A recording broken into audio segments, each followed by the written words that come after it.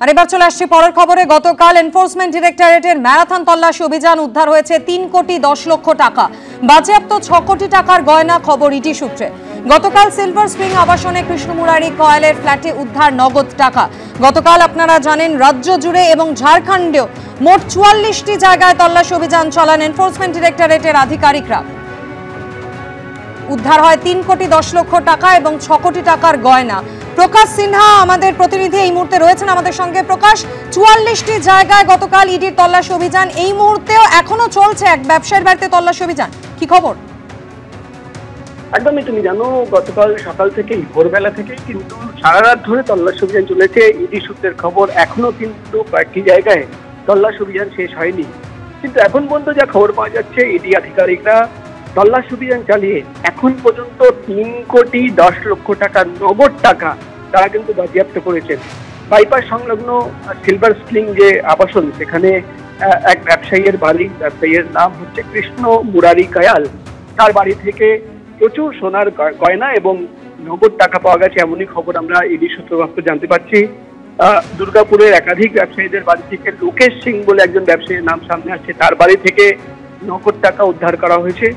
এখন পর্যন্ত যেটা ইডি সূত্রে খবর, 3,10,00,000 নগদ টাকা এবং 6 কোটি টাকার সোনার গয়না, যার কোনো অ্যাকাউন্ট বা হিসেব দেখাতে পারেনি তারা, এটা কিন্তু বাজেয়াপ্ত করা হয়েছে। অর্থাৎ 9,10,00,000 টাকার নগদ টাকা এবং সোনার গয়না বাজেয়াপ্ত করা হয়েছে। মূলত তুমি জানো, অভিযোগ ছিল যে অবৈধভাবে কয়লা খনন করা হতো এবং সেখান থেকে পাচার করে দেওয়া হতো, প্রোটেকশন মানি দেওয়া হতো এবং সেখান থেকে গিয়ে একটা জায়গায় গোডাউনে সেটা কিন্তু অবৈধভাবে ইলিগালি স্টোর করে রাখা হতো। এবং এই নিয়েই কিন্তু ঝাড়খণ্ড এবং পশ্চিমবঙ্গের ইডির আধিকারিকরা যৌথভাবে গতকাল ভোরবেলায় কিন্তু অভিযান শুরু করেন। একসঙ্গে 44টি জায়গায় তল্লাশি অভিযানে নামেন ইডির প্রায় 250 জন অফিসাররা। এবং যেটা এখন পর্যন্ত ইডি সূত্রভাবে খবর পাওয়া যাচ্ছে যে তল্লাশি অভিযানে প্রচুর নথি পাওয়া গেছে এবং ডিজিটাল এভিডেন্স কিছু পেয়েছেন তারা, যে কিভাবে এই কয়লার কারবার চলতো। তুমি জানো, এর আগেও কিন্তু আমরা দেখেছি দিল্লির সদর দপ্তর থেকে ইডি তদন্ত করেছে একাধিক কয়লা ব্যবসায়ীদের, এমনকি এই কয়লা ব্যবসায়ের সঙ্গে বা অবৈধ ব্যবসার সঙ্গে যারা যুক্ত ছিল তাদের গ্রেপ্তার করা হয়েছে, প্রোটেকশন মানি যারা নিত তাদের গ্রেপ্তার করা হয়েছে। এমনও তথ্য সামনে এসেছিল যে আসানসোল, বাঁকুড়া বা ওই চত্বর থেকে কলকাতায় কিন্তু টাকা পাঠানো হতো। এই মামলার তদন্ত করতে গিয়ে মূলত 3টে বিষয় রয়েছে, যেটা ইডি আধিকারিকরা জানাচ্ছেন।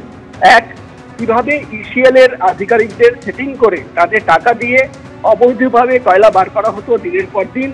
এবং দ্বিতীয় হচ্ছে পাচার করা পার্ট, অর্থাৎ ট্রান্সপোর্টেশন, একটা জায়গা থেকে আর একটা জায়গায় অবৈধ কয়লা পার করা এবং রাস্তায় কাদের প্রোটেকশন মানি দিয়ে সেই কয়লা পাচার করা হতো। তৃতীয়, সেটা স্টক করা, কিভাবে একটা গোডাউনে নিয়ে গিয়ে ইলিগাল স্টক করা হতো।